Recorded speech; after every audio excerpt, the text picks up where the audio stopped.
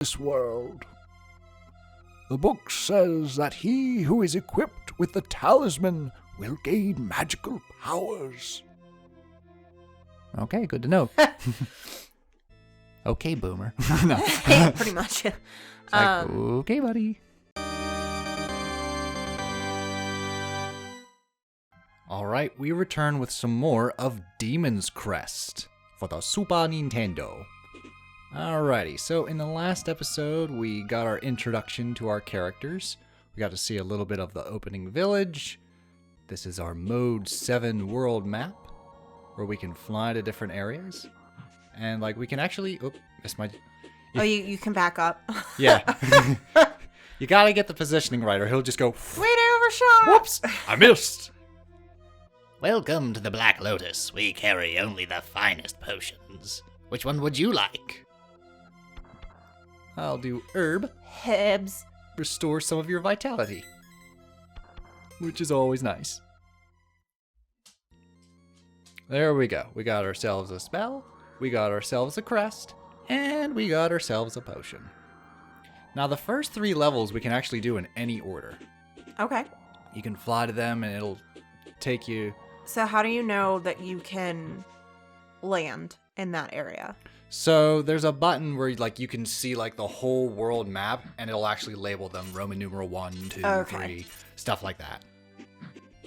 But also nothing beats good old experimentation. Being like, Yeah. I think I can do that. I can. I just didn't know, like, is it lit up on the world map and that's how you know that's one of the ones you can land, or do you just have to go and get your ass whooped and... There's an aerial view that I show a lot later on in the playthrough to be like, okay, where do I go? Ah, yes. I can go there. And also there's branching paths in each level as well. So like I could take basically like the upper path or the lower path. So like it's not just a straight left to right level. There are layers to each of these levels. So we will be revisiting quite a few of them. I would assume that that's probably the Metroid and the Metroidvania, because, like, Yeah. as for, like, the aesthetics and the monsters and everything, like, I'm only seeing Castlevania. Okay. Like, Castlevania with demons. Yep. There we go. Nice. I just ran into a wall. Earth Gargoyle has that nice little, like, ramming attack. Careful. They like to split up into little fireball debris when they die, so they can still hurt you. I may go down, but I'm trying to take you with me. That old shenanigan. Oh, I like these flying eyeballs. The bats? Yeah, they found a new way to be an atrocity in gaming. But they're eyeballs. Like, it's a fly. Yeah, Does that I make could definitely sense? see that too. Fleye. I don't know, It's they a just fly. kind of Like, they're definitely bat-esque, but they're also just a flying eyeball. Mm-hmm. It's the way they, like, cling to the ceiling like a bat. Yeah. That makes me think, like, they're Well, a they bat even with a have, singular like, eye. bat wings, like Mhm. the skin between their, like, wing barbs. So this is interesting. So keep an eye on those torches, because we're going to illuminate the level. Ah. But if you take too long, the fire will go out, and the level will get pitch black. Oh, boy. There's spikes along the wall, so you want to make sure these things are lit as often as possible. But these ghosts right here like to eat fire. Ah, lovely. So that's our challenge. It's basically like, oh, hey, illuminate so you see where you're going, but hurry up because the monster's about to eat the fire. And I'm pretty sure those monsters are invincible. Okay. Like, you can't kill them. They're going for the fire. They don't come for you. Gotcha. They're just drawn for the fire. It's just like, turn I that was shit gonna out. say, Trying to sleep. As of right now, I very much enjoy the game. Okay. The only thing that I'm not crazy about is this. This, like...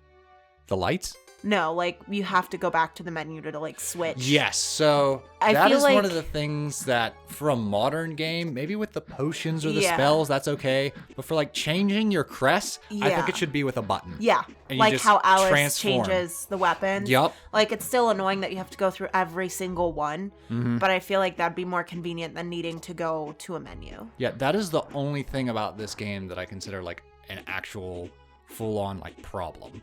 is that it can be very cumbersome, especially when you have all the crests. Yeah. To cycle through them and stop and pause and stop and pause. Because I was going to say, I really enjoy everything so far, but I'm just not too crazy like when you want to switch between fire and earth that you have to go back to the menu and like... I feel like it breaks up the flow. I definitely agree. I think it was just like a hindrance of technology at the time. Absolutely. Even though Capcom made Mega Man, and I don't know if it was this year, but in Mega Man X, you can hold the R button and he sifts through his weapons. So like you'll click it and he'll go through each one. But I'm wondering, is that more of like, it's easier to do like go through a weapon versus he's changing everything. Like his design changes, his abilities change. So I'm wondering if it's still like technology. Yeah, couldn't quite perform it yet. Yeah. So this is cool. I use my imp spell to have a little helper that homes in on the eyeballs. Okay, that's what that little guy is. I'm 'Cause over here like friend or foe, friend or foe. He's friend. Because these eyeballs can be very irritating when it's just you. Because you only have a straight shot. You can't aim your fireballs. I do like the little imp though. He just knocked the little eyeball like, get so out of here, imp bro. makes this boss a lot easier. And with all the little ones gone, now it's time for the big boy. Ooh. He just jumped out of that. Yeah, he just launched out and said, like... Fine, I'll do it myself. Eyeballs are so creepy to me. Like... Well, get used to them because there's a lot of video games where like the bosses are just an eyeball. I think it's a really like good aesthetic choice for like a creepy game as an eyeball because there's so many creepy things you can do with an eyeball. Mm-hmm. But there we go. We got him. And what is our reward? A new power-up. Woo! You got the piece of the fire crest called Buster. With it, you can break through stone. Okay, so now we have a specific shot that can smash through stone. This is when it's just like, oh, light bulb. There was earlier levels with stone walls. I can just go to them. See, I don't have that light bulb moment. Oh, no? My light bulbs are burnt out. Even though the game's just like, hey, you can use this to do that. And I'm just like, oh, really? Yeah, if it doesn't specifically show me. Oh, okay. I'm like, the light bulb is there. I'm like, I know I'm supposed to do something with this. But it's like burnt out. Like, I don't have the aha moment of like... It's more like, ups. Never mind. Yeah, it's just like, oh, you know you should be doing something. But we don't quite know what it is. Fair enough. So yeah, you might not like Metroid games then, or even the Metroidvania genre. Yeah, we've had that discussion before of like, would I like it because it's a lot of like circling back and remembering where you need to go and just having that aha moment of like, oh yeah, that's right. I should probably go back and revisit that area. I'm like, I don't have the aha moment. Now, not all of it is mandatory, but like most of those ahas to going back do one of two things. They progress you forward to where it's just like, oh, I went to level 1, level 2, where's level 3? Oh, I go back to level 1 and use that alternate path, and that's level 3. Yeah. But another thing is that's how you get like health upgrades. Yeah. Power-ups. Stuff like that. And not to mention like... To make the rest of the game easier. I don't think that I would ever be like a completionist just because of my attention span. But I do feel like for those fun little things, like, they put so much work into it, like, I do want to see it. Okay. You know? I forget what playthrough we were doing whenever I was talking about that. When it's, like, for side quests. Like, do I feel the need to do all of the side quests? It's like, no, not really, but I want to see it. Like, they put a lot of time and effort into creating these areas, and the only time you'd get to see it is if you did the side quest. So remember this wall from part 1? Yeah. Now I can just break right through. Health upgrade, you are mine. Spider. Yeah, excuse me, Mr. Nap Nap Spider. So yeah. I feel like I wouldn't be very good at it. I'd probably get frustrated. Just because, like, I want to do it, but I don't know how. So another interesting thing about Metroidvanias, not all of them do it, most do, is you have multiple endings. So if you just beeline to the end, you get the normal or bad ending. Yeah. If you collect everything and then go to the end, you get the true ending. Yeah. So I believe Shantae and the Pirate's Curse did the same thing. If you collect all the dark magic, you unlock the true pirate master. Whereas there was kind of like we could have stopped him, There's but a you boss didn't collect and then the everything, boss. so Yeah. That's kind of what happens. And this game is the same way, so I'll just kind of beeline it to the final boss, and then it'll be like, that was a little anticlimactic, and then I'll grab everything, and then we'll see the true final boss. Yeah. Who I'll say right now, I haven't faced him yet at the time of this recording, but I hear he's one of the most frustrating bosses Oh, joy. on the Super Nintendo. You better record that when I'm not home. Yeah. Like, I hear he's, like, really bad. So we shall see. I get startled when you start to rage. As I've learned from a boy and his blob. It doesn't matter. It's in the past. So let's see here. Do I want to pull out the imp again, or do I want to try out another spell? Because that's Shadow, which gives us a protective barrier. We can give that a go. Let's try it out. See what that looks like. But yeah, this is one of those games where you'll be like, wow, why is this game so freaking hard? And then you realize, oh, there's shops. Okay, it's manageable. It's still difficult, but it's manageable when you realize you have spells and that you can potions that can help you out a little bit. All right, so we're going back here, but this time instead of going through the tunnels, we're just going to go straight through. Yeah, I think that's very intriguing to me, because even whenever I'm watching you make games, like, just the way that you have to think to, like, incorporate a lot of things, Yeah. I just, like, the creativity and the knowledge you have to have is just insane. Is, like... It's from playing a lot of games. I feel like if you love games, you want to make games. Absolutely. I feel like it's the same with people who read a lot. I mean, that's what Stephen King says. If you want to be a writer, you got to be a reader. Yeah.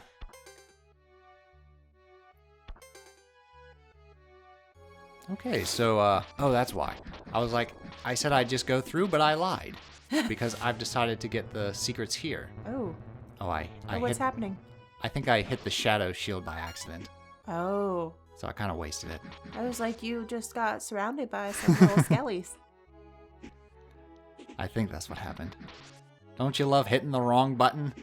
I'll save this for later. Ding! Oh, I guess I'll use this now. You watching Son of a me play bitch. Ys? Why are you switching characters Oh my so God. much? Yup. I'm hitting the wrong button, okay? It's the worst when it's like an AI that does it. There's a game called Resident Evil 5 where, like, I didn't have this problem because my dad played the backup character because there's optional co-op. I highly recommend using it because you will stock up healing items, and if you have just like a scratch on you, the AI will be like, oh, you need to be more careful, and use it. I'll be like, I was saving that. The AI turns into like a helicopter mom. Oh my God, you got scratched. Here. Let me get that for you. Scrub your face off. They just turn into a little Italian mom. Oh my God. Those bats, by the way, if they catch you, they'll latch onto you and suck away at your health. Ah. Little See, face those huggers. are bats. Those Yeah, aren't those are little bats. eyeball bats. Like, those are bats. Those are the true bats. The other things, they're flies. Fly. Come on, you get out of my way. Another health upgrade. I remember when I worked at the craft store, I drew a fly, Fleye, and it was literally just an eyeball with little fly wings. That's and pretty cool. I left it in the break room, and it freaked a lot of people out. They were like, what the fuck is this? And I'm like, it's a fly. They were like, why? I'm like, that's right. All you people are religious. You wouldn't understand. You wouldn't know the demons that I see at night.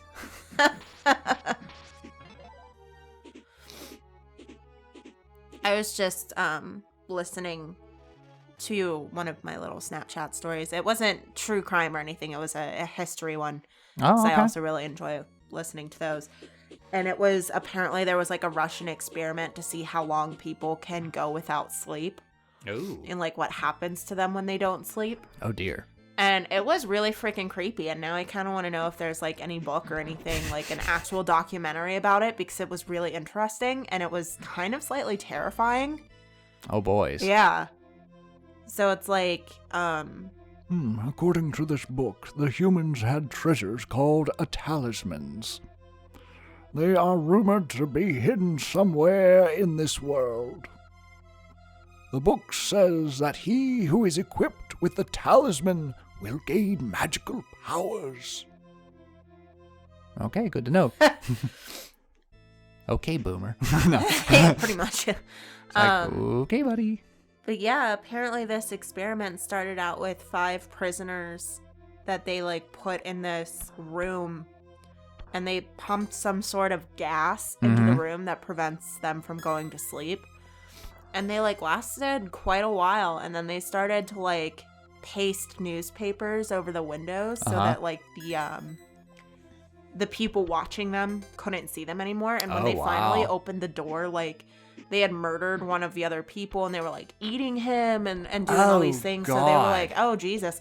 So they took the prisoners to like the hospital and like had them checked out and did EKGs and everything, and they were like very much alive and begging to be put back into the room. Wow. So they were put back into the room, and then like one of them fell asleep because they turned the gas off to take them to the hospital, and he fell asleep and died. And like they slowly were just killing each other. Wow. And then the other one, like the person who wanted this experiment to be done forced one of the researchers to go in the room with the last remaining prisoner. And he was asking him questions like, you know, what happened to you? And the prisoner was like, they were saying that he responded, there's an evil that sleeps inside every human that's kept under control when they go to sleep. So whenever we don't go to sleep, that evil wakes up. Wow. And like right before, because the researcher ended up having to kill this man. Oh, shit. So and like, as he shot him in the chest, and as this prisoner was dying, he uttered, "I was almost free," was his last words. And I was like, I need more! like it was so creepy, and I just like want to know more. So I'm gonna have to look and see if there's a book or like a documentary or something that I can watch, because I'm like, I'm intrigued. Ooh, another creepy boss. I like that he's just like, come here. Come on. Come and get me. I mean, if he hits you, he hits hard. But he's also very weak to the earth gargoyle. Okay. Found this out the hard way. Phew! Woo. That was close. Yeah, he took a lot of tries until I realized that, like, the ground gargoyle is the best, because if you use the firebrand, you think you can just fly over him, but his scythe has pretty good reach. He'll just chop at you, and it's just like, scimitar. What the shit? It could have been a scimitar, yeah. Actually, looked more like a handsaw. Yeah. All right, so our next level is the Sky Towers.